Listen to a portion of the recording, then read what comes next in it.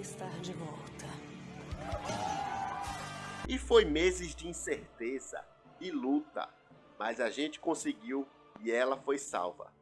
E agora, mais de um ano depois, finalmente chegou o dia. Estreou a primeira parte de Manifest na Netflix.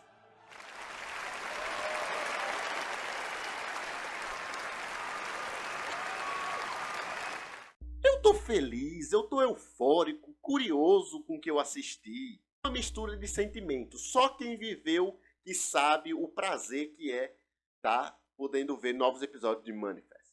Então, nesse vídeo de hoje, vamos fazer uma review com spoilers do primeiro e do segundo episódio, onde vamos conversar o que aconteceu, se foi bom, porque são episódios muito importantes que definem o que virá. Então, aperta os cintos e vamos lá.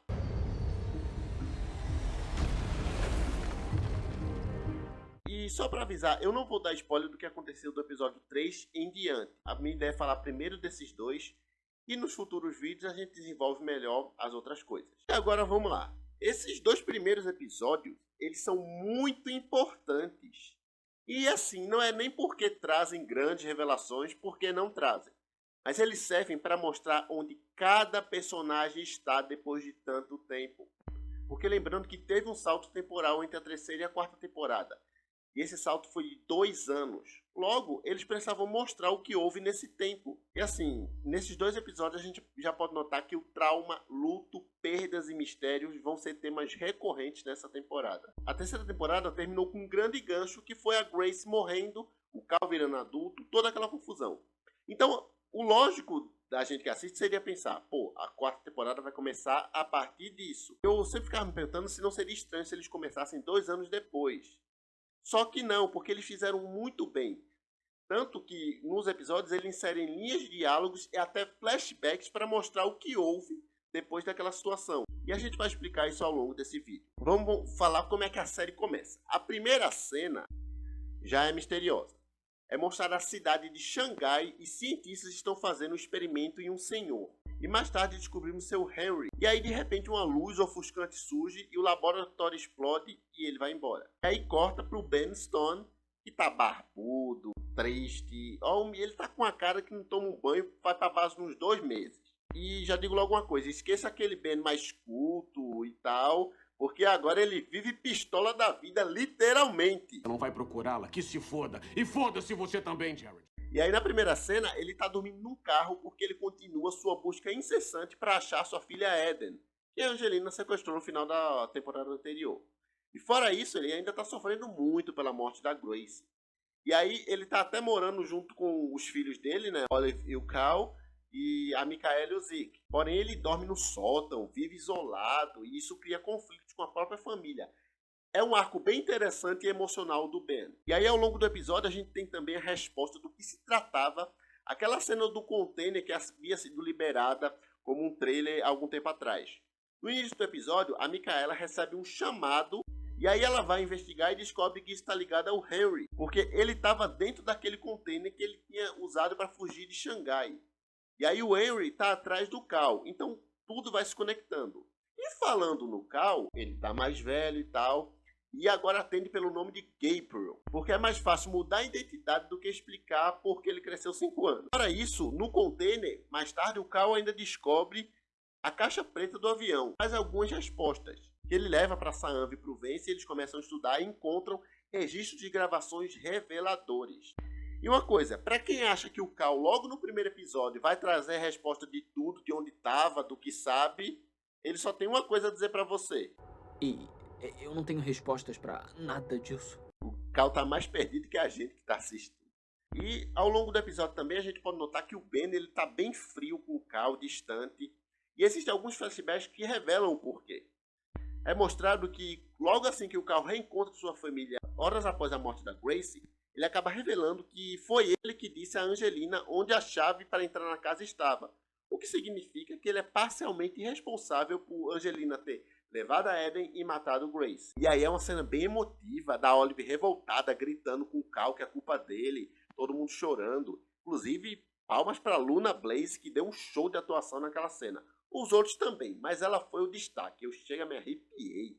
E aí, no meio disso tudo, também o Jared aparece com mais notícias pro Ben, que ele revela que a polícia encontrou impressões digitais da Angelina e da Eden em uma ponte, que estava junto com a mochila que flutuou o rio abaixo. Logo se entende que a Angelina pulou da ponte com a criança. No entanto, não se encontrou nenhum corpo, e aí o Jared deduz que é por causa das correntes do rio e tal. Só que o Ben se recusa a acreditar que isso é verdade e decide continuar procurando. E ele estava certo. Angelina está viva e está fugindo por aí com a Eden, do qual ela faz a criança acreditar que ela é a mãe dela, que Eden não tem um pai. É uma sacanagem, né? A Angelina só me faz criar ódio dela a cada episódio. Ai, que ódio! Então, o primeiro episódio serve para criar novas tramas e situar onde cada personagem está. Só que é no segundo episódio que os conflitos ficam mais acirrados. Porque o episódio já começa dando um golpe na gente, que é mostrado o funeral da Grace.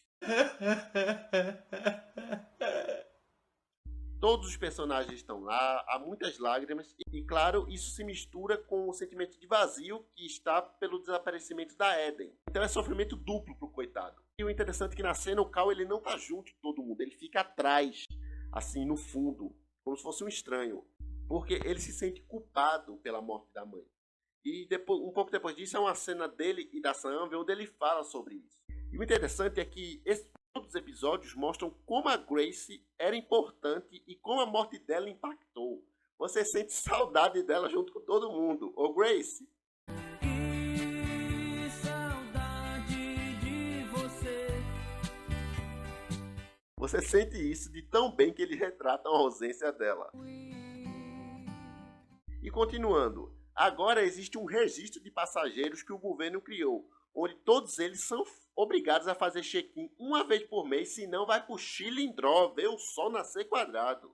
Esse governo, viu? E aí acaba que em dado momento a Micaela chega a ser intimada a responder algumas perguntas, porque o registro descobre que uma mulher muito parecida com ela estava lá nos containers e que resgatou um fugitivo. E aí ela nega que não estava lá e tal, só que ela estava. Ela consegue sair porque ela está tendo a ajuda da Mikami e até do Jared, porque os dois estão nesse setor e ajudam com investigações e pistas e quando precisa dar aquela mãozinha ali para salvar algum. Tipo, a Micaela tá sendo intimada porque ela não é mais policial. E no episódio passado, fora se infiltrar no lugar que ela não podia, ela ainda interferiu na investigação, porque os federais estão investigando a questão do Henry e estão procurando ele. Então ela resgatou o Henry e levou ele para junto do Vance e da Saanvi. Logo eles estão na cola dela. E em dado momento eles descobrem que tem um rastreador no Henry.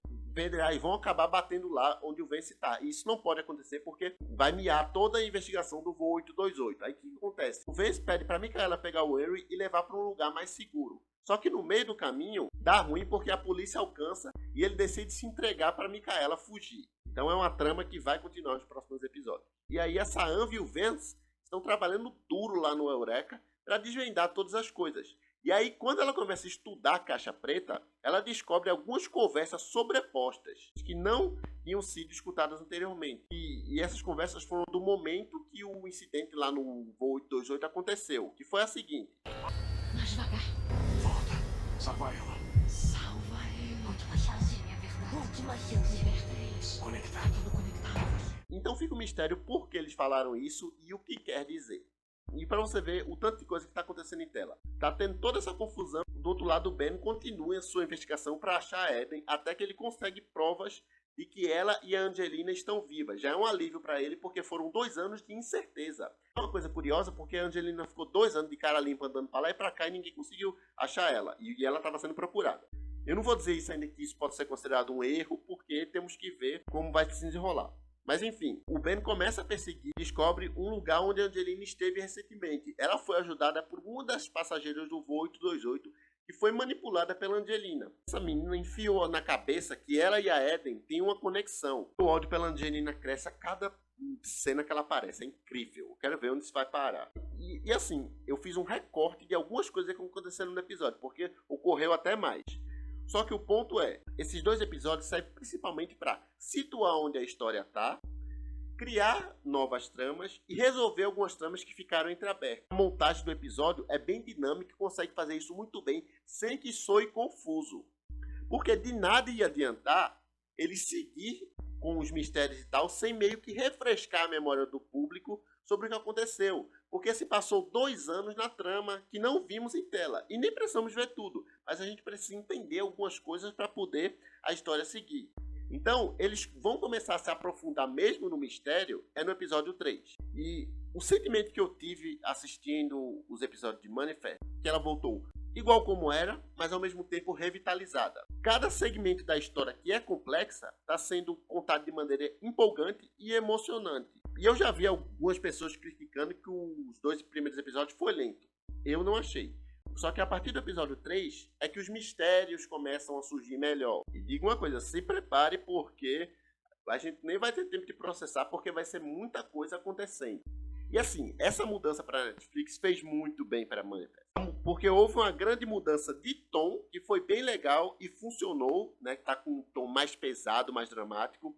Mas fora isso, a qualidade de produção tá infinitamente melhor, os efeitos especiais e tudo. E a trama tá bem mais madura, só que respeitando a construção da narrativa anterior, o que é ótimo. Então a história continua instigando nós fãs a teorizar, porque assim, eles dão respostas já criando mais perguntas. E é o que a gente ama nessa maravilhosa série.